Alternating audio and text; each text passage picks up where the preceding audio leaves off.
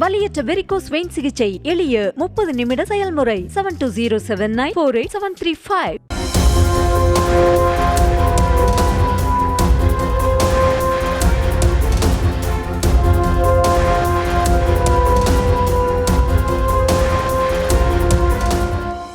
ஆற்றங்கரை கோவிலில் வெள்ளம். அலறி அடித்து ஓடிய கரையோர கடை வியாபாரிகள். கண் சிமிட்டும் நேரத்தில் சூழ்ந்த தண்ணீர். இப்படி ஒவ்வொரு கணமும் திக் நிமிடங்களாய் கடக்க தங்களை மீட்குமாறு கையெடுத்து கும்பிட்டு கதறி அழுதனர். விழுப்புரம் மாவட்டம் அரசூர் அருகே மலட்டாறு பாய்ந்தோடுகிறது. இதன் கரையோரத்தில் வராகியம்மன் கோவில் எழில்மிகு தோற்றத்தில் மறுசீரமைக்கப்பட்டு வருகிறது. இந்த சூழலில்தான் அங்கு எட்டி பார்த்தது கரையை கடந்த பெஞ்சல் புயலின் மிச்சம். மழை கொட்டென்று கொட்டியதில் சாத்தனூர் அணை நிரம்ப அங்கிருந்து திறக்கப்பட்ட தண்ணீர் தென்பெண்ணை ஆற்றில் பெருக்கெடுக்க தொடங்கியது. இதனால் அதன் கிளை ஆறான மலட்டாற்றிலும் கடும் வெள்ளப்பெருக்கு ஏற்பட்டது.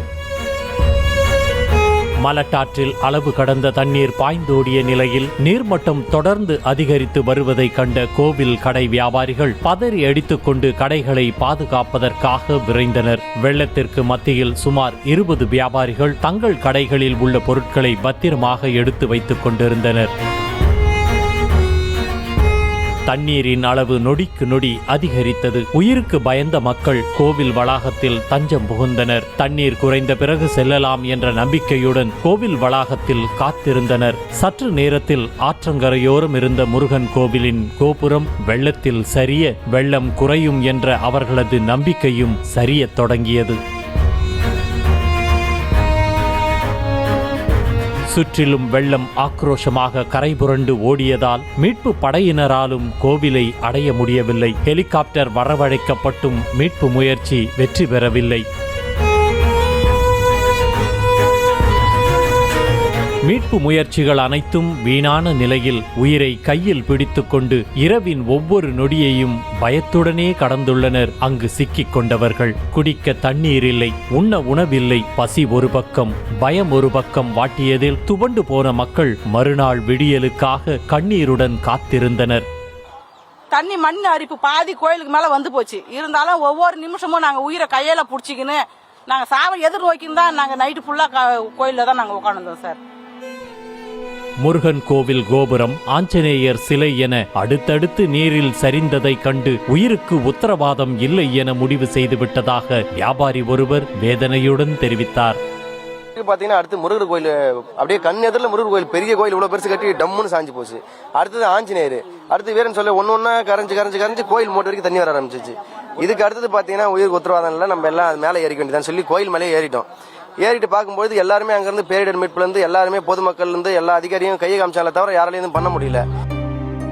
இரவில் ஹெலிகாப்டர் வந்ததும் ஒரு நம்பிக்கை ஏற்பட்டு பந்தத்தை ஏற்றி காண்பித்ததாகவும், ஆனால் அதிலும் சிக்கல் ஏற்பட்டதால் இறுதியில் கடவுளே கதி என கருவறையில் போய் அமர்ந்து விட்டதாகவும் வேதனையின் வலிகளை வார்த்தைகளில் விவரித்தார் பாதிக்கப்பட்ட ஒருவர். அப்புறமா பாத்தீங்கன்னா ஹெலிகாப்டர் வர வச்சாங்க. அது வந்துமே சரி நைட்டாவது கூப்பிட்டு போயிடுவாங்கன்னு பார்க்கும்போது யாராலையும் எதுவும் பண்ண முடியல. மேலே ஏறி பந்தம் எல்லாம் காமிச்சோம், அப்படி எப்படி எதுவும் பண்ணியும் ஒன்றும் பண்ண முடியல. காலைல தான் வெளியில கொண்டு வர முடியும், லேண்டிங் பண்ண முடியல அப்படின்னு சொல்லி அந்த ஹெலிகாப்டரையும் அப்படியே கொண்டு போயிட்டாங்க. நாங்கள் அதுக்கு மேலே சரி எல்லாம் கடவுள் செயல் தான், அம்மாவை கும்பிட்டு போய் எல்லாம் உள்ளே போய் கம்முன்னு உட்காந்தாச்சு. ஒரு வழியாக பொழுது விடிந்தது. வெள்ளமும் ஓரளவு வடிந்தது.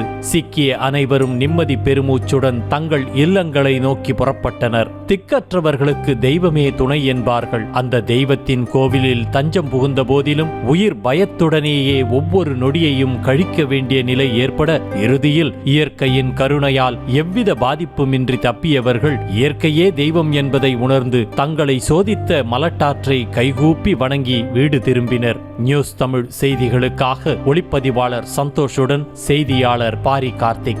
வலியற்ற வெரிகோஸ் வெயின் சிகிச்சை எளிய 30 நிமிட செயல்முறை. 7207948735.